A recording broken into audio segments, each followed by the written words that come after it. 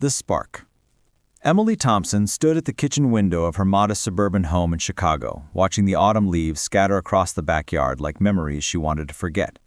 Emily was a woman of routine and discipline, a devoted single mother who had spent the last 18 years building a life around her daughter, Sarah, after a divorce that left her believing true love was just a fairy tale for other people. Her reflection in the window showed a woman in her early 40s with tired eyes and a forced smile, the kind of smile you wear when you have learned to survive rather than to truly live. The sound of Sarah bounding up the porch steps pulled Emily from her thoughts. Sarah was home from her first semester of college, and she was not alone. Emily watched as a young man emerged from an old Toyota with a kind of effortless charm that seemed to make even the dull November sky brighter. His name was Jake Miller, and he was the reason Sarah had called ahead to ask if it was okay to bring someone home. Emily dried her hands on a kitchen towel and smoothed down her hair, a gesture that surprised her with its instinctive vanity. Jake Miller was undeniably handsome, with tousled dark hair and a smile that seemed genuinely warm. When Sarah introduced them, his handshake lingered just a moment too long, or maybe Emily imagined it. Jake was an aspiring musician, studying at the same college as Sarah, and he had the kind of youthful energy that made even the ordinary seem beautiful. Over the following weeks, Jake became a regular fixture in their home. He started small, helping Sarah with her heavy textbooks, offering to fix the kitchen cabinet that had been broken for months, assisting Emily with yard work on Saturday afternoons. But it was the late-night conversations over coffee that truly began to unravel something inside Emily. They would talk about music and art and life while Sarah slept upstairs, and something about the quiet intimacy of those moments felt dangerously different from anything Emily had experienced in years. Emily found herself noticing things she had no business noticing. The way Jake smiled when she made a joke, the way his eyes seemed to find hers across the dinner table, the way his presence made her feel alive in a way she had forgotten was possible. She told herself it was just friendship, just gratitude for his kindness, but late at night, lying in bed, she knew she was lying to herself. One evening, as they cleaned up dishes after dinner, their hands touched, reaching for the same plate, and neither of them pulled away immediately. The moment stretched between them like something tangible, like a confession. Emily felt her cheeks flush, and she quickly turned away, but not before she caught the reflection of something unmistakable in Jake's eyes, the same thing she felt in her own heart. A spark that terrified her because loving him would mean betraying the one person who mattered most to her in this world. Dangerous temptation. The weeks that followed the kitchen moment felt like living in a constant state of tension. Emily found herself making excuses for reasons Jake needed to come over more often. She mentioned the leaky bathroom faucet that needed fixing, and Jake arrived with his toolbox and that crooked smile that made her pulse quicken. She complained about the garden needing attention before winter, and Jake showed up on Saturday morning with work gloves and a determination to help. Sarah was busy with midterms and study groups, which meant Jake and Emily found themselves alone more often than not. Emily told herself these were innocent encounters, but her heart knew better. She began wearing nicer clothes on days when she knew Jake was coming. She put on makeup and perfume, small rebellions against her conscience that whispered warnings she refused to hear. One afternoon in late November, as rain pounded against the kitchen windows, Emily and Jake found themselves making lunch together. Sarah was at the library cramming for an exam, and the house felt like their own private world. Jake stood close as he reached for plates from the cabinet above Emily, and when he came down, his arm brushed against hers. The contact sent electricity through her body, and instead of stepping away, Emily held her ground. Jake turned to face her, and the look in his eyes was no longer ambiguous or deniable. It was a mirror of her own desire, burning and dangerous and impossible to ignore. He reached up and tucked a strand of her hair behind her ear, his fingers lingering on her cheek. Emily should have moved, should have said something, should have done anything to stop what was happening. But instead, she closed her eyes and leaned into his touch. When their lips met, it was like awakening from a long sleep. Every nerve in Emily's body came alive, and for those stolen moments, nothing else existed. Not the guilt, not Sarah, not the future consequences, just the intoxicating feeling of being wanted and desirable again. They kissed with a hunger that had been building for weeks, passionate and desperate, and absolutely wrong. Reality crashed back when they heard the front door open, Sarah's voice calling out that she was home. They jumped apart as if burned. Emily's hands trembled as she tried to compose herself, smoothing her clothes and her hair while Jake busied himself unnecessarily with the sandwich ingredients. Sarah appeared in the kitchen looking tired but content from her study session, completely unaware that everything had changed. That night, Emily lay in bed tormented by what she had done. She had crossed a line that could not be uncrossed. She had betrayed her daughter's trust and her own maternal instincts for a moment of passion with a man 10 years her junior, a man who was supposed to be dating her daughter. It was madness, and yet Emily could not stop thinking about the way his lips felt, or the way his hands had held her face like she was something precious and rare. Secrets and suspicions. Over the next 2 weeks, Emily and Jake became experts at stolen moments. Quick kisses in the garage when Sarah thought they were both inside the house.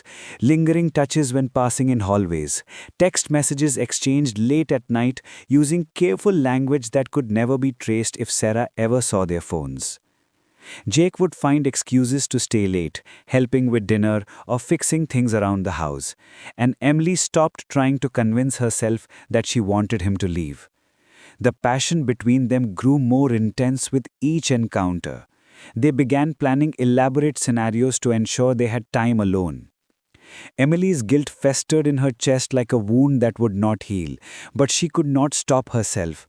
She was intoxicated by Jake's attention, by the way he looked at her like she was the most beautiful woman in the world, by the way he touched her with reverence and desire like she mattered. But Sarah was not the oblivious college student Emily had convinced herself she was. One evening at dinner, Sarah noticed the way Jake's eyes lingered on Emily and the way Emily quickly looked away.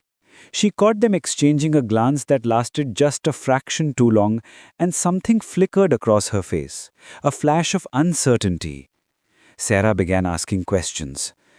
Why was Jake over so much on weekdays? Why did he text Emily when Sarah was in class? Mom, I thought he was supposed to be my boyfriend.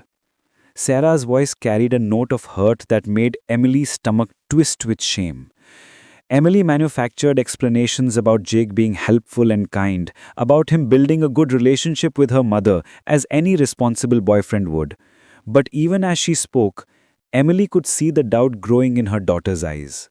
One afternoon, Sarah came home early from class and found Emily and Jake standing very close in the living room, ostensibly looking at a book about classical music, but their body language screamed something very different.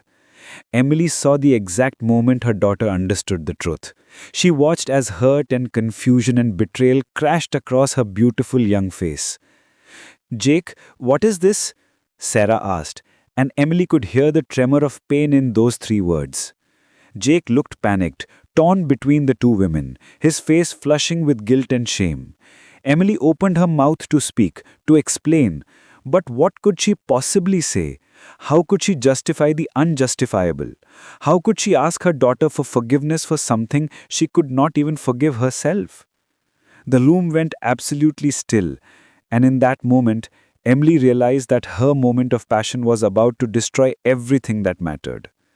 Everything came crashing down, and Emily knew that whatever happened next, her family would never be the same. Shattered trust. Sarah stood frozen in the doorway, her book slipping from her hands and falling to the floor with a dull thud. The look on her face was something Emily would never forget. It was not just anger, but a deep, bone-crushing disappointment that cut through Emily like a knife. "So this is why you suddenly cared what I was doing, why you asked so many questions about Jake, why you always found reasons for him to stay over here. Sarah, please let me explain. I never meant for this to happen." Emily stepped toward her daughter, but Sarah flinched away as if her mother's touch had become poisonous. "You never meant for what, Mom? You never meant to betray me. You never meant to fall into my boyfriend's arms. You never meant to become someone I do not even recognize." "I am so sorry, Sarah. I never wanted to hurt you, but with your mom, there is something I cannot control. Something that feels bigger than anything I have ever felt before." Sarah looked at him with such disdain that he visibly shrank under her gaze. "So you love her then? You choose her over me?" "No one is choosing anyone over anyone, Sarah. Please sit down and let us talk about this properly." But Sarah was already shaking her head, tears streaming down her face.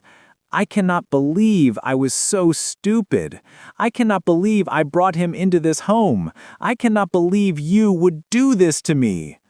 My whole life you told me about your failed marriage, about how men were not worth the heartache, and yet here you are, throwing yourself at a man who is supposed to be with me. You taught me about loyalty and respect and values, and it was all a lie. Everything was a lie. I love you, Sarah, more than anything in this world, but I also fell in love with Jake. And I know that sounds insane and wrong and impossible, but it happened and I cannot change it.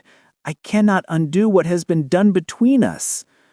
Emily looked at Jake and then back at her daughter, and the weight of her betrayal seemed to crush her from the inside out. "Get out of my sight, both of you. I cannot even look at you right now. I need to leave. I need to think.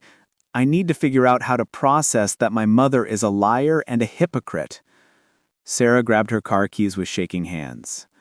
"I am going to stay with my friend Michelle, and I suggest you both figure out what the hell you want, because you have destroyed everything." The sound of the front door closing behind Sarah echoed through the house like a final judgment. Emily sank onto the couch, feeling utterly hollow. Jake stood motionless, his face ashen with the realization that his passion had cost him the daughter of the woman he supposedly loved. Emily finally understood the true price of her forbidden love. The final choice. The house became a tomb of silence and regret. Emily wandered through rooms that suddenly felt cold and unfamiliar. She had not heard from Sarah in 4 days. Her daughter refused to answer calls and texts were left unread. Emily called Sarah's college roommate and learned that Sarah had confided everything to her friends, who were now convinced that Emily was a manipulative seductress and Jake was a predatory boyfriend stealer. The narrative was spreading across campus, and with each hour that passed, Emily felt her reputation crumbling into dust. Jake showed up on the 5th evening, looking haggard and hollow-eyed. "I cannot do this anymore," he said before Emily could even let him inside. "I have been thinking about everything, and I realized that what happened between us was born from a moment of weakness, not from real love." Emily felt her heart stop as he continued talking. "Sarah will not even look at me at college, and I have lost my best friend because of my own stupidity." "But you said you loved me. You said what we had was different. You said I made you feel alive." Jake looked at Emily with eyes full of sorrow and regret.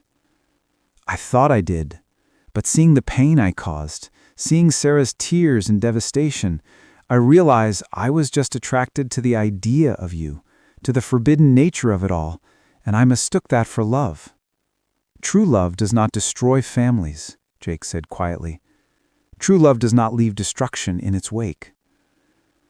"So you are just going to walk away and leave me alone with all of this? With all this guilt and shame and the knowledge that I destroyed my relationship with my daughter for what? Nothing. For a lie? For a moment of passion that meant nothing?" Jake's voice was steady but sad. "I'm going to talk to Sarah. I'm going to tell her that this was entirely my fault, that I pursued you, that I made the first move, that you were vulnerable after years of being alone, and I took advantage of that. Maybe it will not fix anything, but at least it will be the truth. At least one of us can be honest about what happened." Days turned into weeks. After Jake left, Emery found herself alone in the quiet house, facing the wreckage of her choices. She wrote letters to Sarah that she never sent. She deleted and rewrote text messages 100 times. She sat in the dark late at night, wondering how her life had spiraled so completely out of control. Emily realized that she had spent so long running from love after her divorce that when it finally seemed to arrive, she had grabbed it without thinking about the consequences. When Sarah finally called, 3 weeks later, Her voice was tired, but not as angry as before.